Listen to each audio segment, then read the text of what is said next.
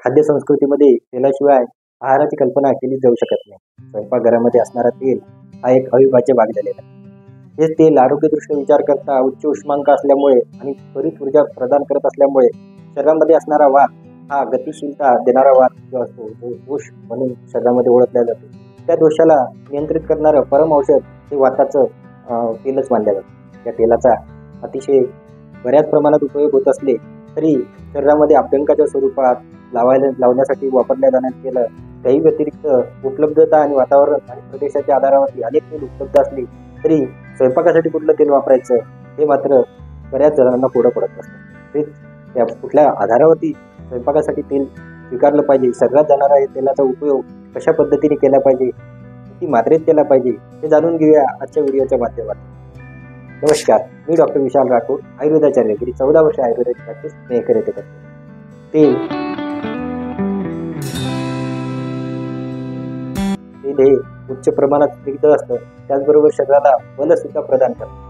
अशा स्वरूपात असणारं तेल मात्र घ्यायचं तर कुठलं तेल घ्यायचं, कारण आज मार्केटमध्ये बऱ्याचशा फसव्या जाहिराती सुद्धा उपलब्ध असल्यामुळे कुठलं तेल वापरायचं, कोलेस्ट्रॉल, बीपी, शुगर्स या सर्व आजारावरती तेलाचा कुठला इम्पॅक्ट होतो का, तर तो त्याच परिणाम म्हणून आज बरेचसे तेल बदलून वापरले जातात. परंतु मुळात तेल वापरताना ही महत्त्वाची 5 प्रिन्सिपल्स वापरली पाहिजे. त्यातला पहिला प्रिन्सिपल्स म्हणजे तुम्ही घेत असलेली आहारामध्ये घेत असलेल्या तेलाची अनुवंशिकता. तुमच्या पूर्वजांनी वडिलोपार्जित घेत असलेले तेल ही तुमच्या DNA मध्ये सुद्धा ॲब्सॉर्बेबल असतात आणि त्यामुळे त्याला पचवण्याची क्षमता तुमच्या DNA ला चांगल्या पद्धतीने असते. त्यामुळे अनुवंशिकतेच्या आधारावरती तुमच्या पिढ्यानपिढ्या घेतलेलं तेल ते तुम्ही घेतलं पाहिजे. दुसरं, प्रदेशाच्या आधारावरती करताना साधारणतः तुमच्या 40 किलोमीटरच्या प्रदेशामध्ये वातावरणाच्या हिशोबाने उगवणारी तेलबिया आणि त्या तेलबियातून निघणारं तेल हे तुमच्यासाठी अतिशय योग्य ठरतं. त्यामुळे तुमच्या प्रदेशात करडी, सूर्यफूल, सोयाबीन ही जमिनीच्या वर उगवणारी तेलबिया ज्या असतात त्याच्यापासून मिळणारं तेल हे तुमच्यासाठी योग्य ठरत असतं. मग अशा स्वरूपात हे तेल मिळत असली तरी उपलब्धतेच्या आधारावरती हे ऋतूच्या काळानुसार सुद्धा बदल पाळले पाहिजे.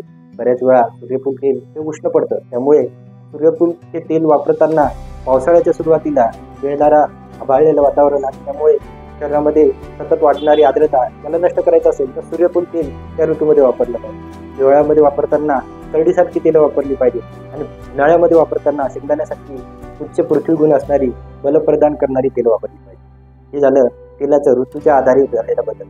आता ह्या 3 गोष्टी बघितल्यानंतर चौथा, तेलाचा वापर करताना हा त्याच्या नैसर्गिक स्वरूपात होणं आवश्यक असतं. परंतु आज उपलब्ध झालेल्या फॅक्टरीच्या बेसवर मिळणारी तेल्स विविध व्हिटॅमिन्स आणि मिनरल्स ॲड करून दिली जातात आणि त्या जाहिरातीला आपण बळी पडून बऱ्याच वेळा आरोग्यदृष्ट्या विचार करतो. कोलेस्ट्रॉल, बीपी यांचा धोका टाळण्यासाठी म्हणून मोठ्या प्रमाणात रिफाईंड आणि फिल्टर तेलाचा वापर होतो. परंतु रिफाईंड तेलामध्ये केल्या जाणाऱ्या प्रोसेस ऑर्डरलेस करण्यासाठी, टेस्टलेस करण्यासाठी आणि त्याच्यामधली स्निग्धता कमी करण्यासाठी म्हणून बऱ्याच मोठ्या प्रमाणात बॉइलिंग कंडिशनला त्याला वापरलं जातं. याच्यावरती उच्च तापमानाचा होणारा परिणाम, त्यामुळे उरणारी व्हिटॅमिन्स आणि त्यातले पोषक तत्व नष्ट केले जातात. त्यातली स्निग्धता, तरलता ही नष्ट होतं आणि त्यामुळे तेलामध्ये असणारा सरगुण जो शरीरामध्ये स्निग्धता देऊन आपण वायूला बळकटी देतो तो नष्ट व्हायला लागतो. त्यामुळे वाताचे प्रमाण हे शरीरामध्ये साहजिकच वाढतं. दुसरा, फिल्ट्रेशन या प्रोसेसमध्ये सुद्धा मोठ्या प्रमाणात ही भेसळ केली जाते. ही भेसळ सुद्धा याला सुद्धा हानिकारक ठरते. मोठ्या प्रमाणात पाम तेलाचा वापर होतोय. राईस ब्रॅन सारखे कमी उष्मांक असणारे तेल सरसकट वापरले जात आहेत. खोबरेल तेलाचा वापर हा आहारामध्ये वापरणं हे प्रदेशाच्या हिशोबाने त्या प्रदेशाच्या हिशोबाने चुकीचं ठरतं.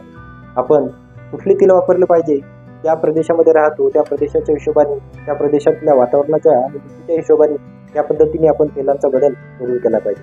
परंतु रिफाईंड किंवा फिल्टर तेलमध्ये होणाऱ्या बॉइलिंग कंडिशनमुळे तेलाचा होणारा ऱ्हास हा आज आरोग्यदृष्ट्या फार मोठा परिणाम करतो. त्यामुळे कोल्ड कॉम्प्रेस पद्धतीने बनणारं लाकडी घाण्याचं तेल हे आपल्यासाठी अतिशय उपयुक्त ठरतं. आपल्या आजूबाजूला उपलब्धतेच्या आधारावरती मिळणाऱ्या आजूबाजूच्या कुठल्याही लाकडी घाण्यामध्ये मिळणाऱ्या तेलबियांचं तेल काढून आपण ते जर वापरत गेलो तर बऱ्यापैकी तेलापासून मिळणारी स्निग्धता ही उच्च प्रतीची राहील. मांसपेशीमध्ये आणि लिगामेंट्समध्ये येणारा कोरडेपणा हा टाळता येईल आणि बऱ्याच प्रमाणात वायूमुळे होणारे विविध आजार हे सुद्धा नियंत्रणात आणता येतील. कमी वयात होणारी गुडघेदुखी किंवा कोरडेपणामुळे बऱ्याच वेळा फिगर मेंटेनन्समुळे शरीरात तेलाचा कमी झालेलं प्रमाण ते सुद्धा याला कारणीभूत ठरतं.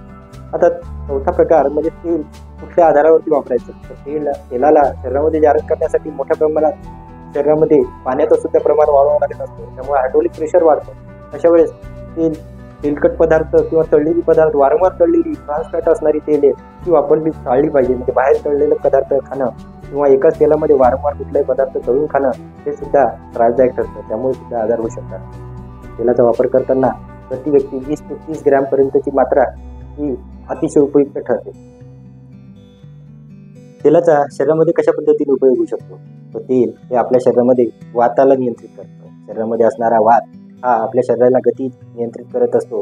गती देण्याचं काम वातामुळे होत असलं तर प्रकोपित वात होऊ नये यासाठी म्हणून तेलाच्या माध्यमातून मिळणारी स्निग्धता या वाताला नियंत्रित करत असते. त्यामुळे आयुर्वेदामध्ये वापरल्या जाणारी अनेक औषधी कल्प ही अर्धी केले औषधी कल्प किंवा वापरली जाणारी बस्ती चिकित्सा ही सुद्धा तेलाशिवाय अपूर्ण राहू शकते. त्यामुळे वाताचे होणारे विकार हे तेलांनी नियंत्रित राहत असल्यामुळे तेलाचा वापर हा आपल्या शरीरासाठी अत्यावश्यक ठरतो.